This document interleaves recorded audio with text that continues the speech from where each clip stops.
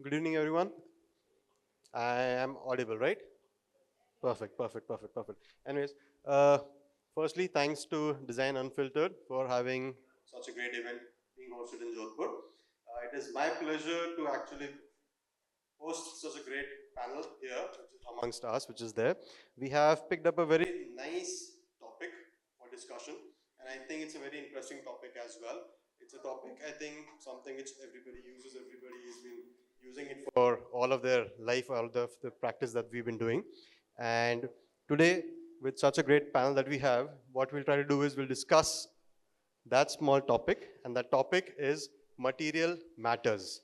What actually builds a home?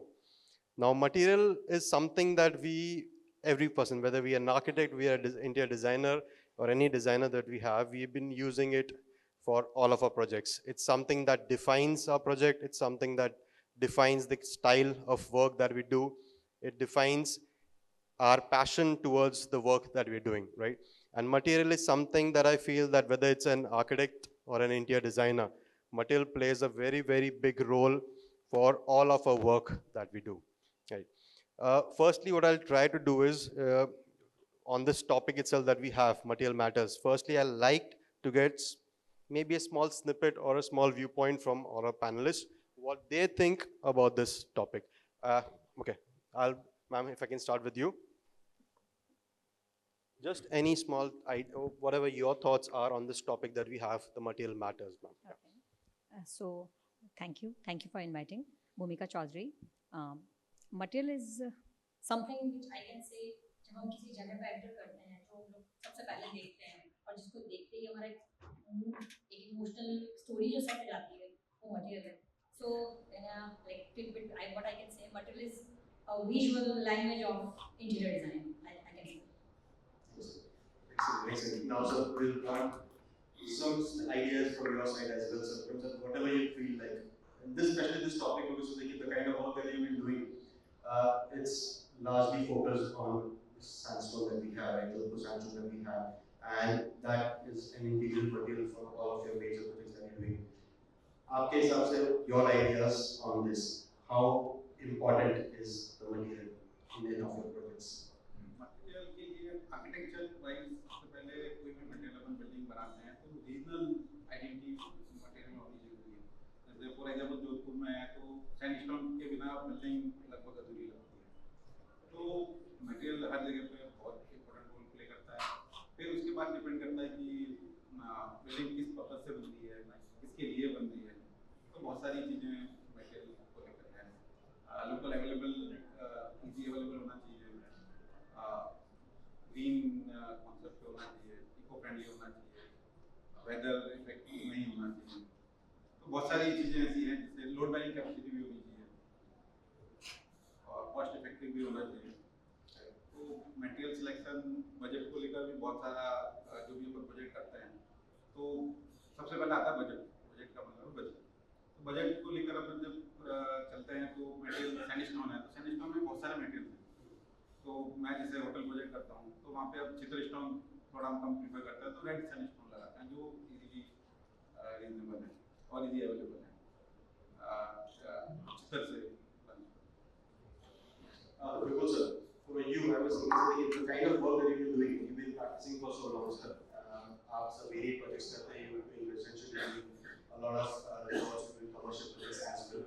How important when it comes to say, I'm picking a smaller topic amongst this under the headline of the material matters, aesthetics. Aesthetics is, it's an integral part of any project that we do, right? Whether it's the architectural work, whether it's the interior work that we're doing. Your thoughts on how important of a role does material play when it comes to aesthetics, and how does that define the projects that you do? Material का सबसे important role है aesthetics में भी और उसके अलावा किसी building का यूज दिखाने के लिए भी. तो मतलब जो अपन मटेरियल यूज कर रहे हैं वो प्रोजेक्ट जिसके लिए बना है या जिस पर्पस के लिए बना है उसको रिफ्लेक्ट करना चाहिए. तो फर्स्टली ये डेफिनेशन होनी चाहिए जैसे कि हर मटेरियल अपनी एक लैंग्वेज बोलता है. जैसे मान लीजिए कंक्रीट है जो अपने आप को एक रिजिड और मजबूत शो करती है, या ग्लास है जो ट्रांसपेरेंसी शो करता है, या कोई रफ टेक्सचर है तो सोबर और कूल काम टेस्ट देता है. मतलब हर चीज एक रिफ्लेक्टिव सरफेस ही है तो वो अपने आप में एक एनर्जेटिक फील कराएगी. तो तो इन सब का एक वैल्यू है और बिल्डिंग अपना बोलनी चाहिए बाहर से देखते ही, जो मैं डिजाइन लैंग्वेज में समझता हूँ कि अगर कॉमर्शियल बिल्डिंग है तो वो दिखनी चाहिए कि कॉमर्शियल है। तो उसमें मटेरियल्स का एक बहुत बड़ा रोल है जो इसको शो करते हैं कि कॉमर्शियल बिल्डिंग है या घर की है, तो वो घर में किसके लिए यूज के लिए बना रहे हैं तो उसकी पर्सनैलिटी को भी रिफ्लेक्ट करना चाहिए। और लास्टली मैं ये कहना चाहूँगा कि मटेरियल खुद ये भी इम्पैक्ट डालता है कि उस आर्किटेक्ट की क्या डिजाइन लैंग्वेज है या उसका क्या टेस्ट है, तो इसलिए अपने टेस्ट के हिसाब से भी आर्किटेक्ट चुनना मटेरियल को सेलेक्ट करना है। On this topic, on this exact topic of aesthetics, Bhumika, I'll just reflect that same question to you. Since, see, Sir spoke very well about the comes to defining the kind of project that he's doing, whether it's a commercial project, whether it's a residential project. When you talk about specifically, you talk about interiors. Interiors is something, you know, you talk about the aesthetics, you talk about the feel of the house, you talk about how the entire concept is being developed around it. How big of a role does that material play when it comes to aesthetics of a house now? So, as per your aesthetic demand, we as an interior designer, we create emotional stories with spaces. So, किस exactly जैसा विपुल जी ने कहा कि किस चीज़ के लिए वो जगह यूज़ की जा रही है, जैसे मैं कोई होटल की लॉबी बना रही हूँ या मैं किसी का एक प्राइवेट लिविंग स्पेस बना रही हूँ या मैं कोई एक छोटा सा स्टोर बना रही हूँ, जैसे हमने एक बेकरी बनाई थी यहाँ पे, वो पेरिस उनका बैक ऑफ द माइंड था कि मुझे पेरिस जैसी बेकरी पेटिसियर्स यहाँ पे खोलनी है, तो उस एस्पेक्ट को वो शो करे।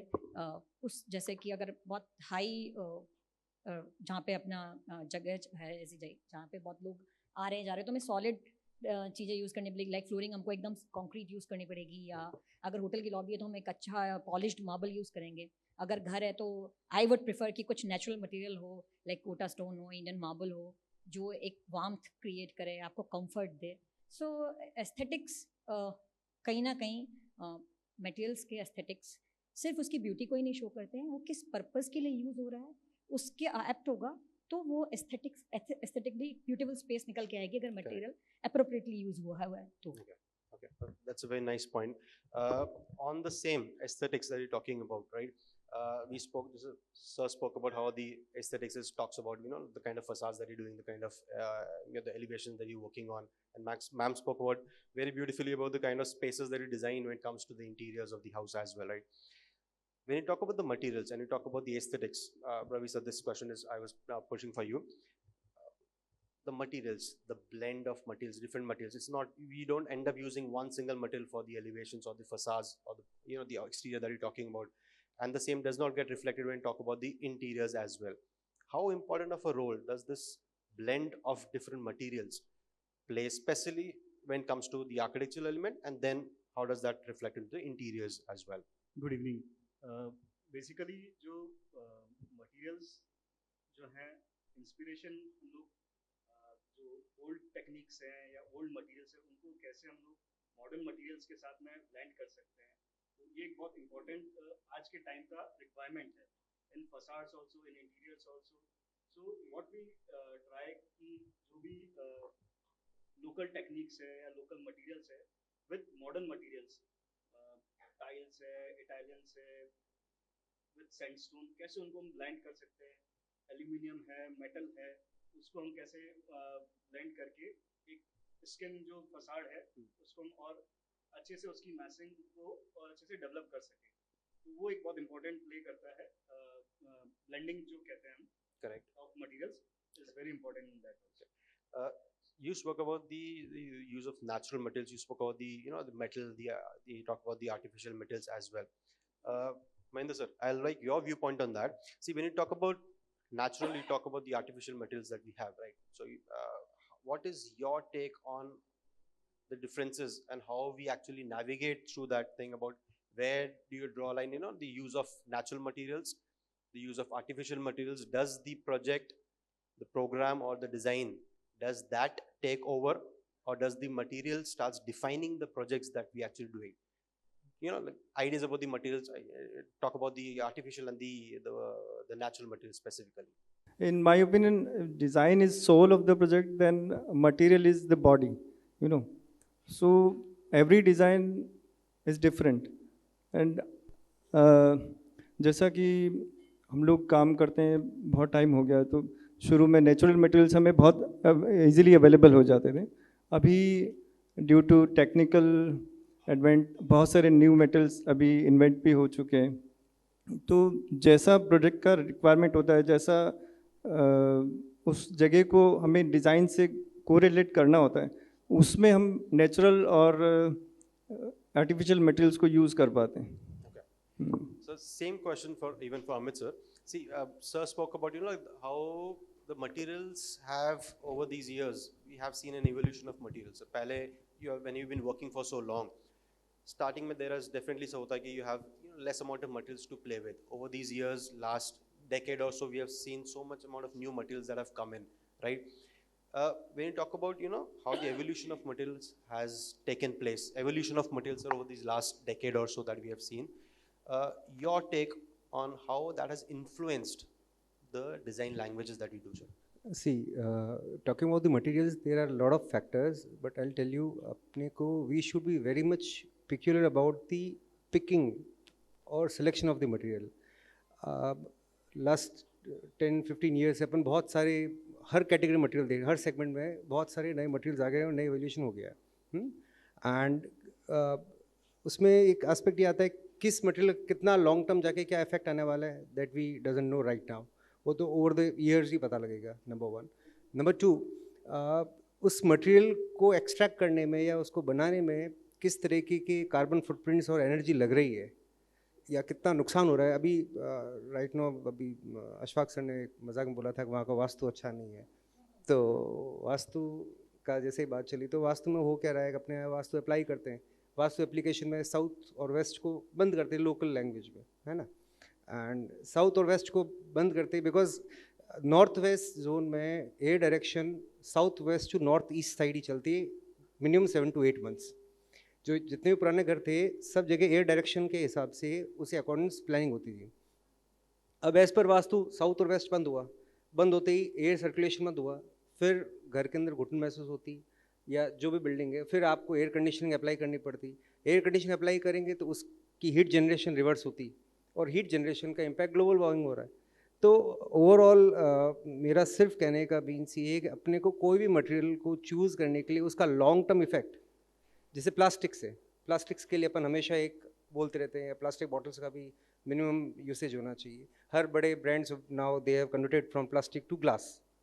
तो मटेरियल का लॉन्ग टर्म इफेक्ट अपने को हमेशा एनालाइज करना चाहिए। And yes, for making any residence और अपनी कोई भी पर्सनल स्पेस आप डिज़ाइन कर रहे हो तो आपको उसका मटेरियल का जो अपने बॉडी के ऊपर जो इफेक्ट आने वाला है वो भी अपने को हमेशा एक एनालाइज करना होता है। एक छोटा सा और एग्जांपल कोट करूँगा मैं, अपना जोधपुर पर्टिकुलर एक हैंडीक्राफ्ट की बहुत बड़ी इंडस्ट्री है और बहुत बड़ा वॉल्यूम हैंडीक्राफ्ट का एक्सपोर्ट होता है। एंड उस पूरे हैंडीक्राफ्ट मार्केट के अंदर वैक्स बेस पॉलिश ही अलाउ करते हैं जो आउटसाइड कंट्रीज़ हैं। वो मेलामाइन या इस तरह के PU बेस बहुत ज़्यादा एंट्री नहीं करते हैं because as per their research these materials या coatings are not good for health. जबकि अपने यहाँ पे उसका यूसेज कोई भी पैरामीटर्स नहीं है, सिर्फ अपन तो क्या देखते हैं उसका कैसा ग्लेयर आ रहा है, उसका कैसा ग्लॉस आ रहा है और उसको गो थ्रू कर लेते हैं। तो सिर्फ एंड सिर्फ अपने को सिलेक्शन कंसिडर करना होता है एंड उसका लॉन्ग टर्म इफेक्ट कंसिडर करना होता है। नहीं, it's a very valid point जो आपने पिकअप किया कि you talk about health concerns, you talk about picking of the materials, कितना इंपॉर्टेंस उसका एक रोल प्ले करता है कि हम लोग जो आज whether you talk about the longevity of a project की बात करें कि आप जैसे बात करें कि sir you don't know end result 10 साल के बाद में उसका क्या क्या terms and conditions क्या रहेंगे, कैसे नहीं, how the actually the material behaves as well, right? But sir जैसे on this point itself मेरा ये था सर कि where do you draw the line as designers where do you draw the line? Does the choice of materials should that be the influence कि हम जो space create कर रहे हैं या जो design develop कर रहे हैं, does the material actually starts to like influence those designs, or is it the other way around कि पहले जो spaces हैं, the kind of design that you're doing, the kind of language that you're creating, that is something which sets the tone for the kind of material that you choose that way? See, for creating any design you need a certain material जिसमें कि जो design intentions है आपके, may it be आप modern design कर रहे हो, बना रहे हो या blending fusion वाला कर रहे हो, तो उसके अंदर you'll have to choose lot of materials.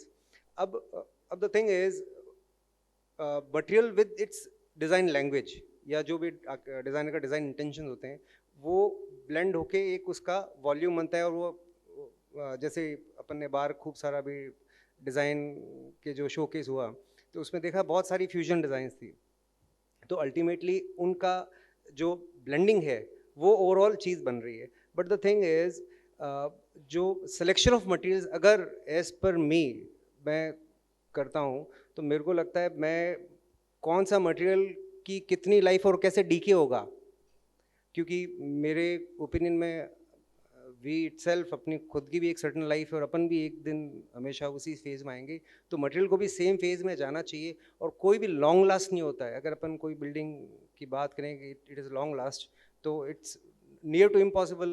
अपन ने तो कोविड भी देखा है, तो इस धरती पे या इस अर्थ में मेरे को ऐसा कुछ नहीं लगता कि कोई भी चीज़ लॉन्ग लास्ट होने वाली है। सो मटेरियल की एक एज, डीके एज, वो we should consider first. Okay. Vipul sir, I'll rewrite the same question. Same thing. जैसे सर ने भी बात किया कि he is very clear about the kind of decisions उनको है कि सर देखिए मटेरियल का क्या डीके है कैसा नहीं है, the parameters that he wants to set in his own design and everything. And जो मैं क्वेश्चन जो मैं चाह रहा था करके was when you talk about design, when you talk about the materials, usually is it the, जैसे मैंने सर को पूछा, is it the material which influences कि हम जैसे आज कोई आपके पास बोलते हैं कि sir when they come to you, right, if they have a specific demand, कि I'm looking for maybe a traditional kind of a building, right, so does that influence कि हम किस मटेरियल में बना रहे करके, so डिज़ाइन का parameters कैसे सेट होंगे, और does the design influence the kind of materials that they actually get utilized, sir? ठीक है, जैसे फ्यूचरिस्टिक मटेरियल्स तरह तरह के अभी आप मार्केट में आते जा रहे हैं, तो किसी भी चीज़ को यूज़ कैसे करना है उसके ऊपर डिपेंड करता है कि उसे आपने ब्लेसिंग्स की तरह लिया या कर्ज की तरह लिया। तो इस हिसाब से मेरे को लगता है कि अपन को खुद को ये दिमाग लगाना चाहिए, अपनी एनवायरमेंटल कंडीशंस, अपने यहाँ का वेदर, अपने यहाँ की लोकली अवेलेबल मटेरियल क्या है, ये सब चीज़ों को जानते हुए कि अपन कोशिश तो ये करें कि जो चीज़ यूज़ करें वो एनवायरनमेंट फ्रेंडली भी हो, उसके अलावा एक क्लाइंट को यूजलेसली एक्सपेंसिव नहीं पड़ रही हो, जो चीज़ लोकली अवेलेबल और उसी बराबर अच्छी हो तो वो यूज़ करें।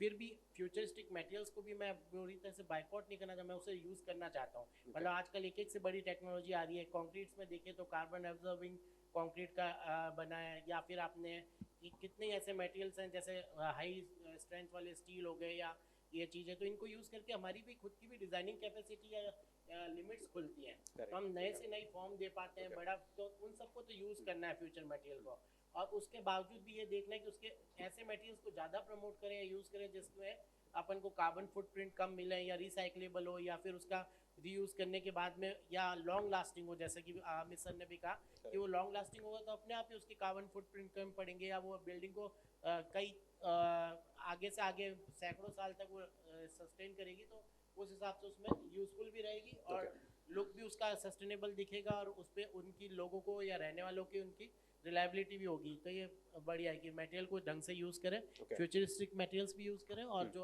अभी का उनका दोनों का ब्लेंड सोच समझ के करें। Perfect. Thank you, sir. Ma'am, Bhumika ma'am. See, sir spoke about very nicely. He spoke about the kind of polishes or the PU materials and everything. He spoke about कि अभी जो European standards या जो बाहर के जो standards हैं, there is a slight restriction in kind of the materials that they actually think which are correct for their cities and everything, right? As per their standards, as per their research that they have done. When you work in terms of interior designs and all that, when you pick up any projects and all that, right? Does this thought of the kind of materials that you are utilizing, right? Does this have a lasting effect on the kind of the vision that you create for your own, like the kind of projects that you want to do?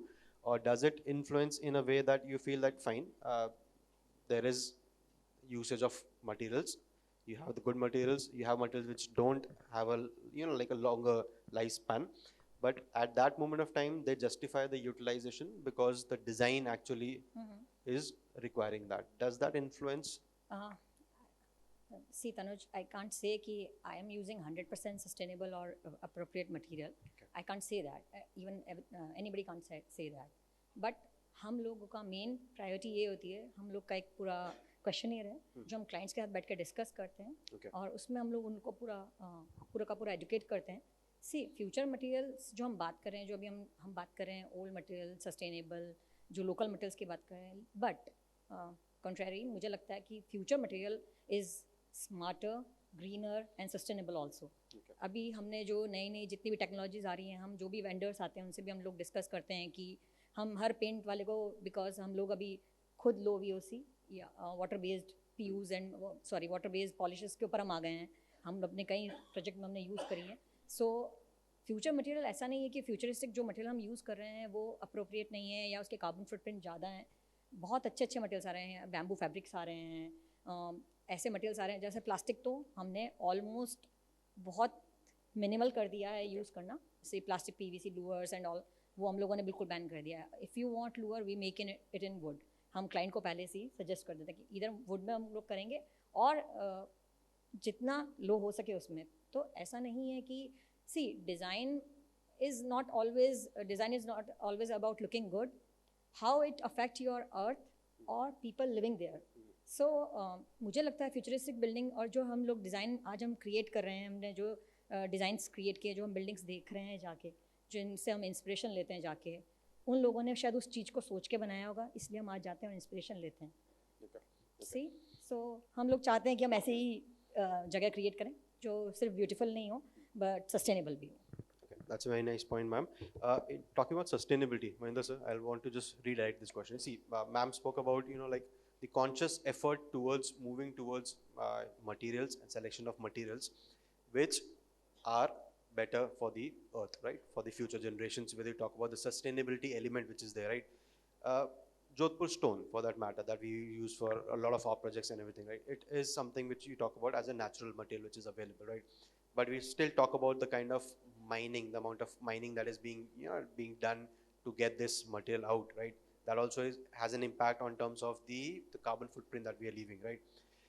But keeping in mind that we are working in, say, like Jodhpur and its vicinity, do you think that the material, especially when you talk about Jodhpur stone material, right, and over your long practice, how much of a difference has come in terms of clients understanding the importance of stone, using a natural material, and then moving forward to the new age materials that are coming in as a replacement for these? या शुरू में Jodhpur stone को जिस तरह से use किया जाता था वो as a structural plus elevation facade दोनों के लिए यूज़ किया जाता था बेसिकली. तो उसमें जो उसका स्ट्रेंथ रहता था उसको ट्रूली यूज़ किया जाता था. अभी के हिसाब से क्या करते हैं कि उसको RCC की पहले वॉल बनाते हैं, उसके बाद क्लैड करते हैं. तो पहले तो आपने ब्रिक मशीनरी किया, उसमें कार्बन फुटप्रिंट यूज़ किया, बाद में उसको स्टोन की सिर्फ क्लैड किया. तो वो एक तो रहता है कि उसमें सिर्फ आपका क्लैड पे ही रहा. और जिस तरह से चेंज होता जा रहा है, नए मटेरियल्स आ रहे हैं, तो अभी लोग उस पर भी जा रहे हैं कि स्टोन की जगह दूसरे मटेरियल्स को यूज़ करें. क्योंकि सारा जो माइंड सेट का खेल है, पहले लोग मकान बनाते थे 100 सालों के लिए, अभी बनाते हैं कि यार 20 साल बाद वापस चेंज करना है. तो वो एक बड़ा क्लाइंट के माइंड सेट में चेंज आया है, इसलिए उससे न्यूअर मटेरियल्स और उस पर ज़्यादा फोकस रहता है. Vikram sir, I like your viewpoint. Just sir बात कर रहे थे, like the newer generation which is coming in, how the clients are shifting, understanding उनकी भी change हो रही है, and हम projects को इतना long duration के हिसाब से नहीं देखते. We look into the projects की ठीक है, it's for our generation or maybe for the next generation, and then whatever happens around 20 years down the line is something different. That decision is something which is pending. Your work on, especially when you talk about the kind of the hospitality sector that you're working, so जैसे आपका उसमें पूरा जो kind of work that you're doing, this element of that longevity of a project and the materials that we actually use to make sure that the project is this. So you talk about Havelis, you talk about the old resorts, you talk about the the palaces and everything that have been built before. They have sustained all these years, right? And they were majorly, the entire thing was out of the natural materials that we have. Your practice and the kind of work that you're doing, where do you think that this element, the natural stone and the longevity of a project, how is that taking shape, sir? देखो, सबसे पहले तो जैसे sir ने कहा कि आजकल जो लोग सैंडस्टोन यूज़ कर रहे हैं, तो पहले तो RCC बिल्डिंग बनाते हैं, फिर आगे क्लेडिंग कर देते हैं. जनरली मैं जब से प्रैक्टिस कर रहा हूँ, मैं ऐसा नहीं करता हूँ. मैं लोड बेरिंग वॉल क्रिएट करता हूँ, जो कॉलम वगैरह हैं, जो पुरानी टेक्निक्स जो हैं उनको यूज़ करता हूँ. और अभी हमने कुछ बिल्डिंग बनाई है जिसमें हमने RCC यूज़ ही नहीं की है, स्लैब भी स्टोन का यूज़ किया है. तो लॉन्ग ड्यूरेशन के लिए तो रहेगी, उसके अलावा जो इको फ्रेंडली है, जैसे आपने कहा कि उसको माइन से निकालते हैं वगैरह, पर वो उतना इफेक्ट नहीं करता जितना बिल्डिंग के लिए कंक्रीट और वो बनाना, वो भी माइन से, बिल्डिंग में ऐसा कोई मटेरियल नहीं है जो माइनिंग से नहीं निकलता है, पर उनको जो प्रोसेस है सीमेंट और इनकी, वो बहुत एक एनवायरनमेंट के हिसाब से बहुत ही ज़्यादा एनर्जी वाली प्रोसेस है, जो सैंडस्टोन में नहीं है। जैसे हमने सैंडस्टोन की बिल्डिंग बनाई तो उसमें हमने बहुत 40,000 स्क्वायर फुट की बिल्डिंग बनाई और लगभग जनरली बड़ी में लगभग 4 kg स्टील आता है, और हमारा मेरे ख्याल से 100 ग्राम भी पर स्क्वायर फुट पे स्टील नहीं लगा है, क्योंकि हमने सिर्फ बहुत कम जगह पे गार्डर यूज़ किए हैं। बाकी बरामदे वगैरह तो हमने उसी स्पैन में लिए हैं जिसमें स्टोन स्लैब आता है, और उसके अलावा हमने आर्चेज यूज़ की जो स्टोन की, तो उससे काफ़ी जो एनवायरनमेंट को जो है वो फ़र्क पड़ता है। और हम क्लेडिंग नहीं करते या किसी केमिकल से नहीं लगाते, जो पुरानी टेक्निक थी जिसमें हम जॉइंट कट करते हैं और हाँ वैसे करके इसको करते हैं। सीमेंट भी ठीक है, आज सब लगाते इसलिए लगाते हैं, बाकी उसमें चूने से भी काम चल जाए। उससे पहले मिट्टी में भी चुनाई होती थी, तो ऐसी काफ़ी बिल्डिंग हमने जो कुछ बिल्डिंग थी जो मिट्टी बनी हुई थी उसके ऊपर भी हमने 2 फ्लोर बना दिए। तो ऐसी चीज़ें हैं, और हम धीरे धीरे पुरानी टेक्निक्स को वापस लाने की कोशिश कर रहे हैं। So on technique, Amit sir, I'll lock this. Sir, he was talking about, like the use of techniques, the purani jo techniques hai sir, of using of stone, whether it's the natural materials that you've been using, sir.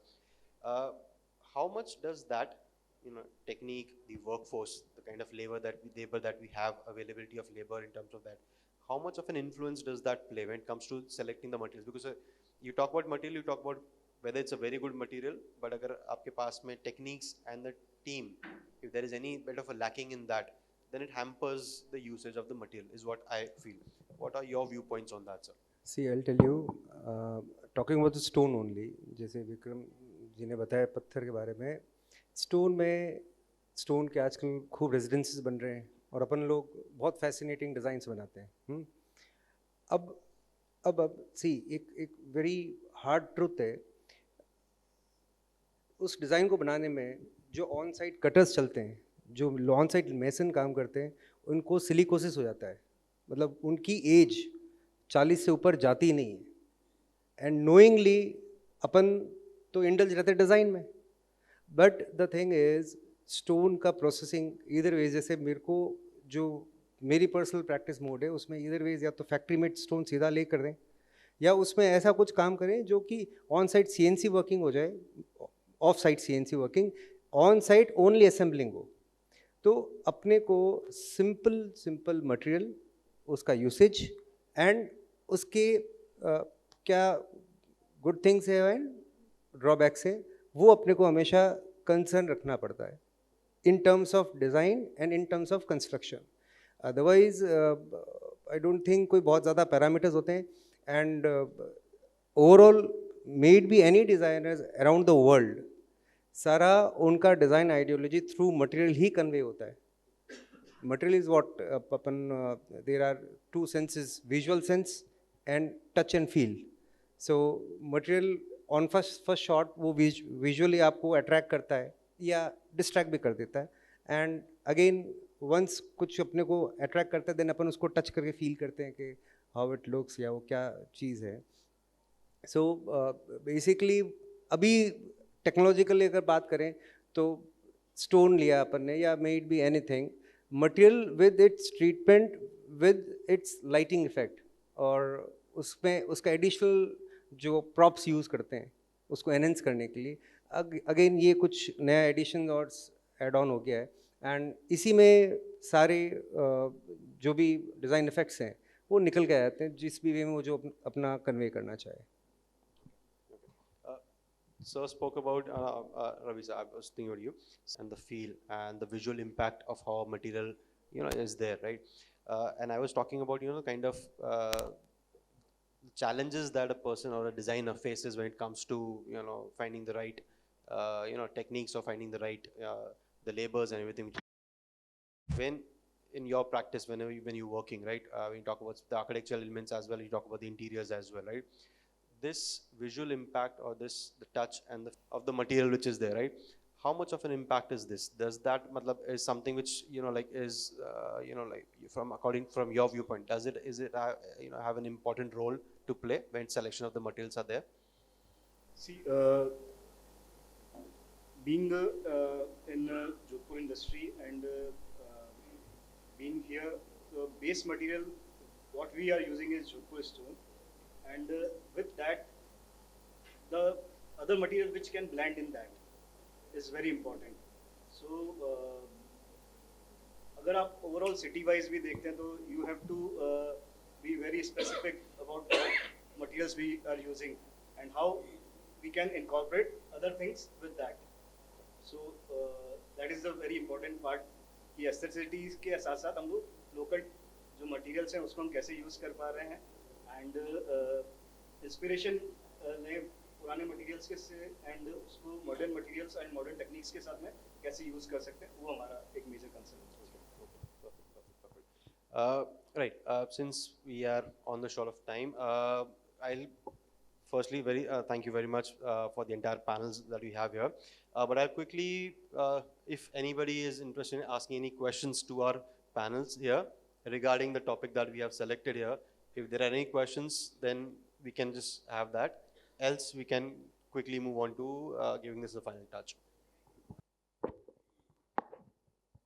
Good evening all. I have one question. आप लोगों ने बहुत सारे material के बारे में बताया कि व्हाट अबाउट इंट्यूटिव मटेरियल, और या फिर ऐसा किसी ने क्यों नहीं बताया कि मटेरियल जो स्पेसेस में एनर्जी इंड्यूस करते हो, जिससे स्पेस में एक हार्मनी क्रिएट होती हो, जो नेचुरल मटेरियल हो और आपको वहाँ पे जाने के बाद एनर्जेटिक फील होता हो. कुछ मटेरियल ऐसे भी हैं जो कि ब्लॉकेज क्रिएट करते हैं या जियोपैथी स्ट्रेसेस क्रिएट करते हैं. तो हार्मनी के लिए कुछ अगर कहना चाहें तो बताएं please. Materials harmony and balance दोनों के लिए होना चाहिए. बेसिकली हम मटेरियल को चूज़ इसी कारण से कर सकते हैं डिज़ाइन में कि वो जैसे भी मटेरियल में अपना डिज़ाइन को कोरिलेट करे, उसी हिसाब से हम उसको बैलेंस करते हैं. सर, मटेरियल हार्मोनी से आपका ये भी मतलब है कि जिस जगह पे जो मटेरियल इजीली अवेलेबल होता है, या फिर मान लीजिए जैसे अलग अलग मटेरियल्स की अपनी एक प्रॉपर्टी है, मान लीजिए कि काउडंग को यूज़ किया तो उसका सुना जाता है वो रेडिएशन को भी ब्लॉक करता है, ये भी है. तो क्या महेश जी आप इस तरह से पूछना चाह रहे हैं कि ऐसे मटेरियल्स क्यों ना ज़्यादा से ज़्यादा रेकमेंड करें जो कि हेल्थ के लिए अच्छे हों, रेडिएशन को ब्लॉक करते हो, अपनी लाइफ को भी मतलब स्ट्रेस लेस बनाते हो, तो ये चीज़.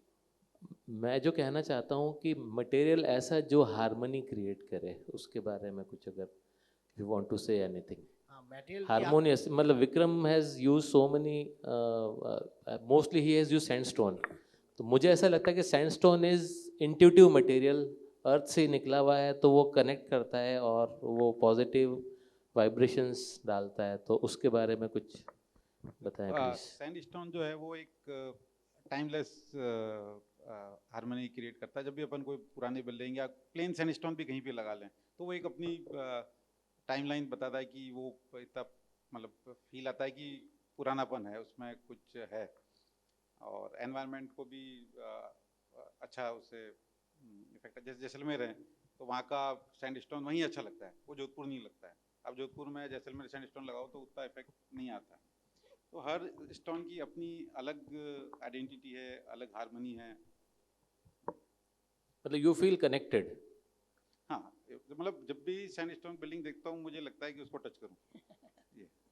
सर, हार्मनी से एज एन इंटीरियर्स अगर हार्मनी एंड बैलेंस की बात करेंगे, सो कोई भी सिंगल मटेरियल के साथ हम लोग काम नहीं कर सकते. लाइक अगर कोई म्यूज़िक बनता तो उसमें सारे इंस्ट्रूमेंट चाहिए, लाइक तबला भी चाहिए, हार्मोनियम भी चाहिए, सो बेस भी चाहिए, डेप्थ भी चाहिए.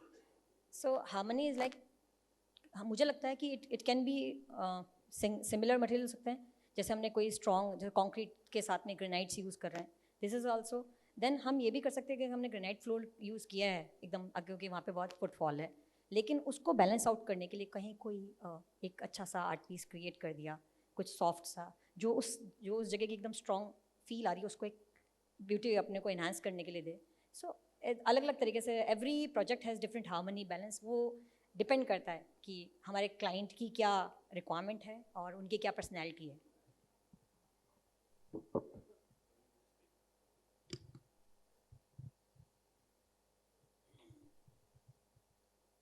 I think harmony of material में मैं ऐसा कहना चाहूँगा कि every material is harmonious.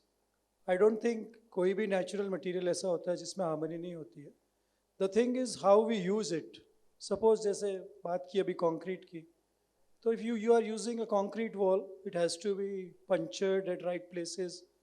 The treatment, the texture you have to give it. Similarly, stone is also like that only. कि whenever you are making a massive stone buildings, जैसे विक्रम बोल रहे हैं, so you have to use the right proportion of jalis. So every material I think is a harmonious, whether it's wood, whether concrete, or whatever it may be. It's the way the architects use it, make that the harmonious. Thank you.